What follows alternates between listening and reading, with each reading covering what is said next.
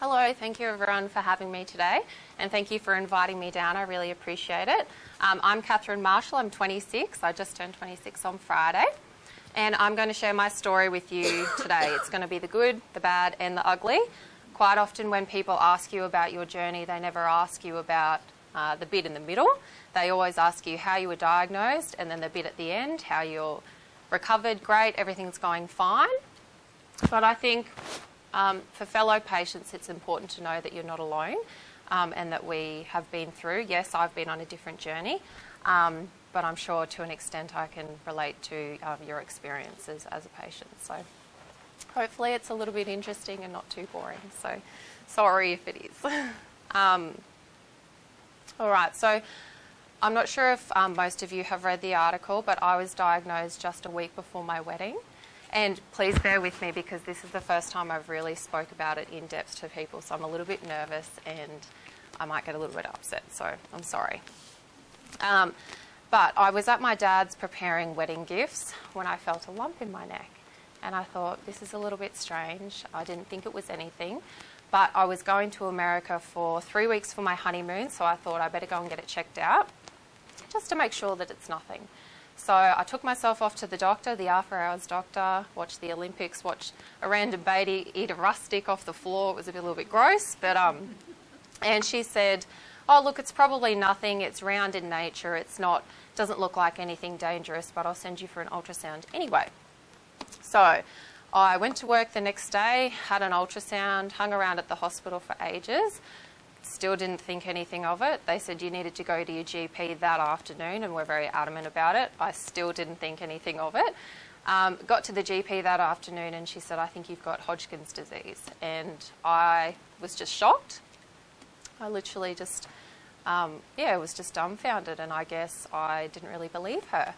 I just said, I don't believe you. You're not a specialist. I really want to see someone who kind of knows what they're talking about. So I do feel awful because I probably didn't speak to her very well, but unfortunately you don't really control what you say when these things happen, I guess. So after that I had a biopsy. That came back inconclusive. Wednesday I went to a general physician. As I don't think we've actually got Hodgkin's lymphoma specialists up in Toowoomba. We've only got them down here. And he said to me, have you had these symptoms? And he started listing them all off, and I did. And I didn't realise it at the time when I had them, but it all started making sense. So I had itchy legs, which, again, who thinks, oh, itchy legs, I've got cancer? Nobody. I just thought it was dry legs from the winter up in Toowoomba because it's quite dry up there. I lost a lot of weight. I thought that I was just losing weight from walking, exercising, trying to fit into this suction-cupped wedding dress. But anyway, obviously not. And then night sweats. It was during winter because I got married in August. And we had 2 heaters either side. So I just thought, I'm just roasting myself with a heater. And then, when he listed them all off, I thought, oh, shit, I have actually got Hodgkin's lymphoma. I've got all the symptoms. Crap, you're right. Anyway, so that was a little bit of a blow your mind situation as well. So I went to Brisbane on Friday to get a PET scan, so the day before my wedding. Everybody else organised my wedding for me, picked up my dress. I didn't have a chance to try it on or anything. I couldn't go near, obviously with the PET scans, you all know you can't go near kids or anyone, so I couldn't see any of my nieces and nephews for the day.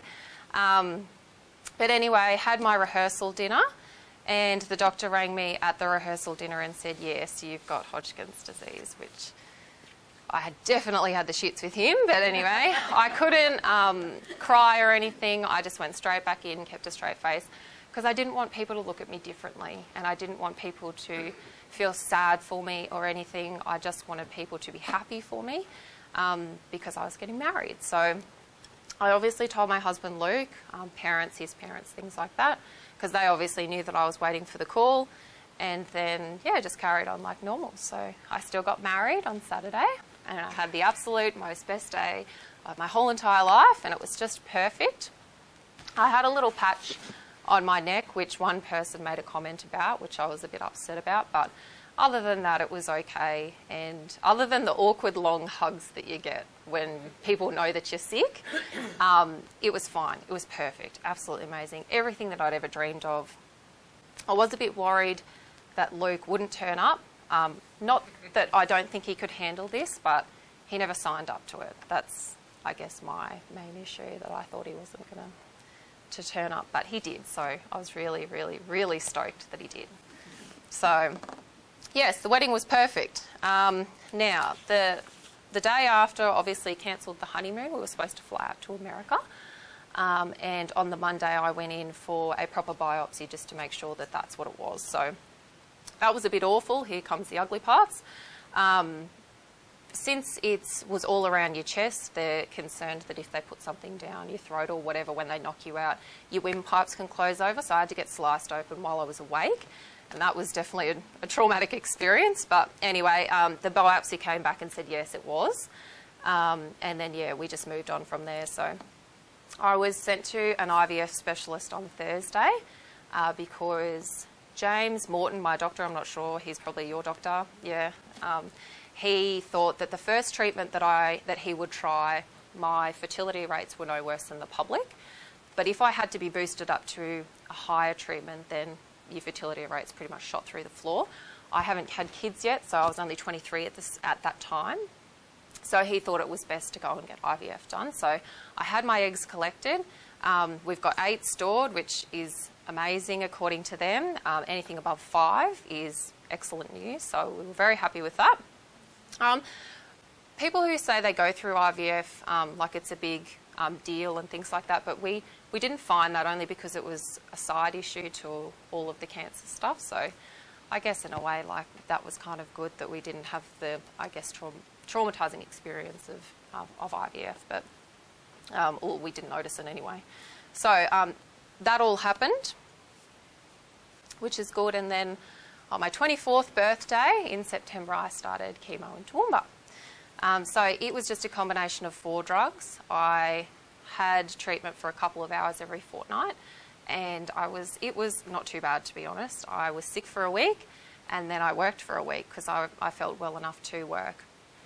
I lost all my hair, which was a bit obviously traumatising, but at the end of the day, I've just worked out hair's hair and it doesn't really matter.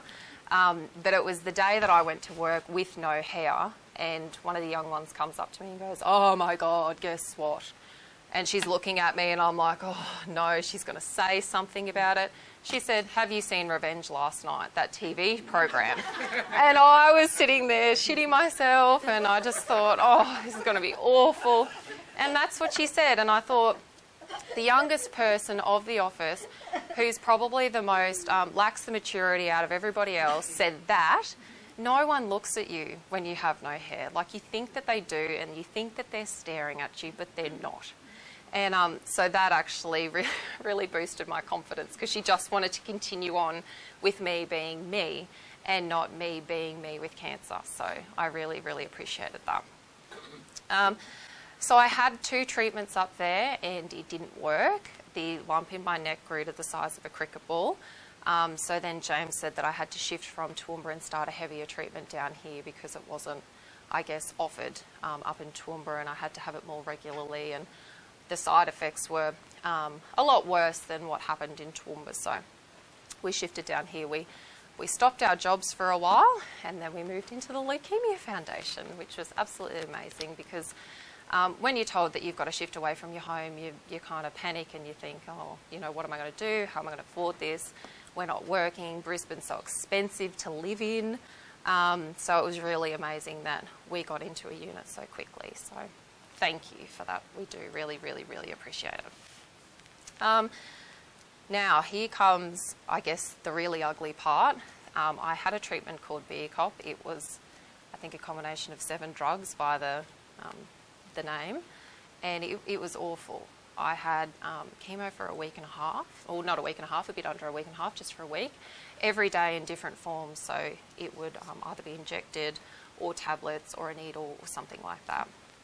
And it was awful. It was really awful. You get the taste of steel in your mouth. You just feel like everything's aching.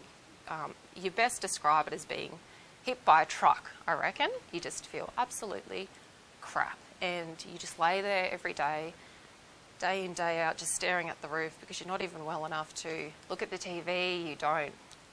I couldn't feed myself, I couldn't dress myself. I struggled to get to the car, I struggled to get to the hospital. Luke had to shower me, he had to dress me every day, he just did everything for me. And I absolutely hated it because I'm such an independent person and I liked doing my own thing, and I hated the fact that somebody else had to sit there and put clothes on me. It was ridiculous when I was 24 years old. So that I absolutely hated, but obviously I needed to do it to get better. So I did it. I did 8 of those and I finished in March last year. So that was very exciting. And I got the all clear on the 10th of April. I moved back to Toowoomba. I was supposed to start radiation, but I ended up getting the shingles. Most people get the shingles on their back, but I got it in my mouth and on my face. And that really, really hurt. And anyway, so we postponed radiation for a while, recovered from the shingles, then started radiation for 5 weeks in June.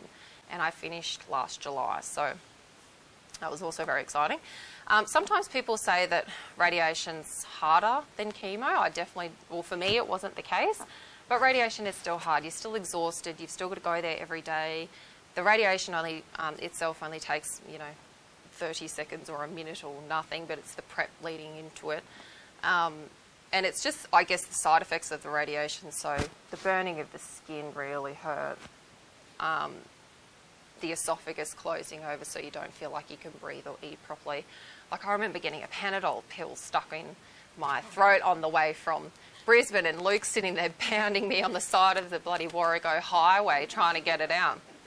And so just little awkward things like that were a bit uncomfortable, but for me it was definitely better than the chemotherapy. So, but anyway, so life after cancer, I guess people don't really tell you like what is going to happen after, and I guess I just expected that once I was finished I would go back to normal, everything would be perfect the way that I wanted my life to be, but it was completely the opposite.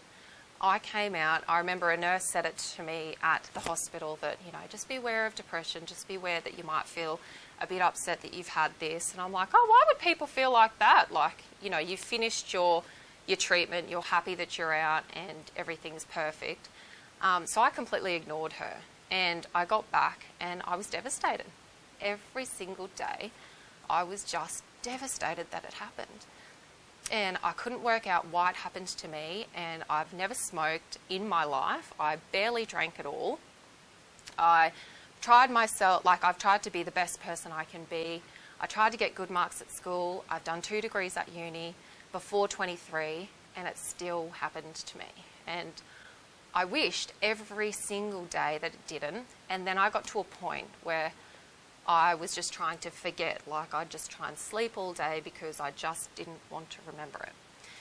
And when I got to the point where I was crying every day, and I hate crying, I'm not a crier, I thought, no, I need to go and get this sorted. There's obviously something going on in me, there's obviously something wrong. So I went to the psychologist, and she said, and I saw her for a good few times, it wasn't just a couple of sessions, and the Cancer Council actually provided that service free of charge, so I'm very grateful to them for doing that, because I think it's just important as the treatment while you're going through it. And anyway, she pointed out to me a lot of things that, I've picked a life that I liked. I was forced to have a different life, and I just needed to accept it. And I know that sounds harsh the way I said it, and she taught me strategies on ways to accept my new normal, so, which is what she used to call it. But I guess the main thing was she did a pie chart of my old life and my new life. I swapped working and my career and everything that I had strived for sleeping, because I was so exhausted all the time. I'd swapped my playing sport 4 nights a week, going out with friends, with doctor's appointments. And, I'd swap, it wasn't my life that I had picked, and I hated that I didn't pick it. And I just couldn't get myself out of that mind frame, I guess. But anyway, don't ask me how, she managed to turn me around. And I guess she's just said to me, focus on the little things, so the little wins in your life, whether it be just being able to shower yourself, being able to feed yourself, being able to walk, you know, just up to the park without feeling absolutely exhausted. And I did. Every day I started to celebrate the little wins, and then I felt myself getting happier every day because each day I had something different. And she just really taught me to appreciate life. So she really changed me around. And I guess to an extent, like, I've helped it along, but you know, she really just put it in a different perspective. And I think sometimes people need somebody else to just tell you, you know, this is how you should be looking at things, rather than hating it, resenting it, being devastated. So I encourage anyone, and at the start I was really embarrassed about going to a psychologist. I thought, oh, I'm going bonkers, rah, rah, rah. But especially at my age. But now I tell everyone, because it was the best choice that I've ever made, is to go and see somebody and talk about it. And that was the other thing, like, I felt so alone as well, because I feel like I've got a different perspective to everybody my age. Like, I don't go out and drink and get, you know, sloppy and stupid and whatever. I stay at home and, I don't know, I feel like a grandma a bit, but I feel different, and I feel like I feel like, that's right, but I feel like I just look at life differently, and I actually really struggled to deal with people who hadn't been through a similar experience. You know, when you get the people, I know this is awful, and I feel like a bad person for saying it, but when they come to work and you're like, oh, I feel sick, you just feel like saying to them, nobody, you're not sick, you know. You just suck it up, exactly, because even when you've got the flu, I feel 10,000 times better than what I did when I was actually sick. So I do struggle with that, but again, she helped me to just realise that I have got a different perspective to everybody else, and that I need to make sure that I think of that when I do feel these little rages inside going, you know, hang on, calm down. So I'm very grateful for that. But I am doing well, well, I'm trying to, but I still obviously feel the effects of the treatment even now, even though it's been 18 months since I've finished chemotherapy. I've been put into early menopause, so everything's shut down or not working or whatever. I can still have my own children because I've got my eggs saved, which I'm very thankful for. And at the end of the day, I had no choice. People get upset when I tell them that, but it's either your life or your reproductive system. I'm happy to sacrifice that to get my life back. And I'm really stoked with how everything's gone. So, and you still get the little bits, you know, the feelings from the treatment. Like, I'm still really, really tired all the time, but you kind of just move on from that and just get through it, and you just keep going, I guess. Yes, and yeah, the pins and needles in your feet, you got a little bit, and just, you know, menopausal hot flushes is a nightmare, and I shouldn't be dealing with this right now, but you just are, and you know, still get really bad night sweats and things like that. And, you know, I would probably feel my neck, I don't know, 30 times a day just to see if there's something there. And if there is, I kind of have a little bit of a panic, and then I think, oh, hang on, you know, calm down, this is probably nothing. So I guess that those are all the things that, yeah, you just get from being through an experience like this, I guess. But at the end of the day, like, it is all worthwhile. I'm so glad that I did it all. Yeah, it was a year of crappiness, but I'm so young. I've got so much more to live for. And, you know, we've shifted back to Toowoomba from here. We've bought a house. We're going on our honeymoon in November. We're planning kids in a few years. So everything's really going well, and we're really, really excited for life. So I am very grateful for that, which is exciting.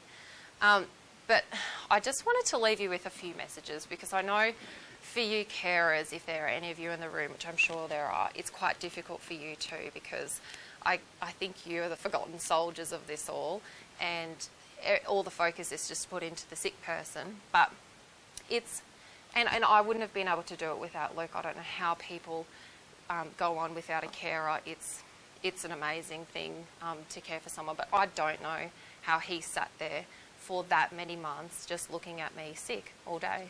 And sometimes I'd sit in the hospital for 8 hours a day, and I'd just lay there being a veggie or whatever, and he would just sit there all day, and he did not complain one single bit at all. So I guess take some time out for yourself and make sure that you look after yourself, because at stages I became worried about Luke, because I thought, oh, hang on, if I was doing that, I'd be a basket case. Why isn't he a basket case? You know, like things like that. So, but the things that I really appreciated from him that he did was let me be normal. Like the worst thing is treating someone who has had cancer differently to what they are normally. And I know not all the time you can treat them normally, but I appreciated the little things, like he still let me wash up when I was on my good weeks, and he let me hang the washing when I was on my good weeks, and you know, he encouraged me to get out of the house and go to the mail and things like that, and just walk up the road, even if it was for a little bit, and I got super puffed, but he still encouraged me. So from him, I really appreciated those sorts of things. And I know with the changes in taste buds, eating can be quite hard. So as a carer, you're cooking things that your person doesn't want to eat. But he just did little things that, you know, one morning I came out and I loved kiwi fruits. I don't know why, because I normally hate kiwi fruits, but I loved kiwi fruits. And he'd done a little smiley face in kiwi fruits for me. And I was so stoked, and I had something to eat because I was so stoked. And just the little things like that we really appreciate. So I guess from a carer's, from a patient's perspective, those are the important things that a carer, I think, should be doing. But in terms of just friends of patients, I felt so, even though I was far away from home and not in the midst of anything, I felt so included by my friends, because they still text me inviting me to, you know, the 25th birthday party that started at 8:30 at night that there is no way that I would ever be able to go to. But I was still invited, so I still really appreciated the fact that they thought of me, even though they knew it was pretty much a definite no to actually coming. So that was really nice. And then the support persons, like even if you just want to support someone. I know living in the village over near Griffith, Luke and I looked forward to the mail every day. And he would trot on over, and it was just so nice to receive different letters from different people, some of them who we didn't even know. They had scratchies in them. One lady sent me this big teddy bear that was like that big, that was squishy and cuddly, and it was beautiful.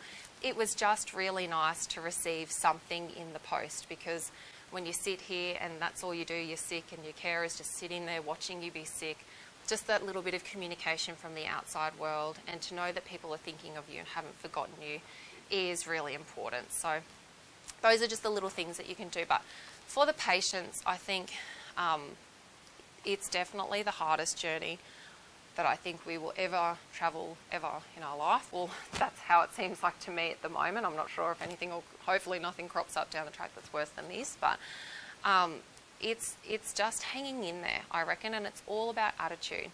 Me being devastated and angry and upset that this happened literally got me nowhere. It just got me into a state of, well, I hate this. You know, not that I hate the world, because I didn't get that bad, but I could see myself spiralling down into that dark, depressive state, and it doesn't achieve anything. So I think it's all about attitude, that, yeah, we've been dealt a shitty hand at this point in our life, but one of my bosses said to me, we've all got a basket, and something's in our basket, and something just happened to land in my basket a lot earlier than everybody else. So I guess just hang in there and take every day as it comes, and just be really positive, because life is worth it. So thank you very much, everyone, for letting me share my story.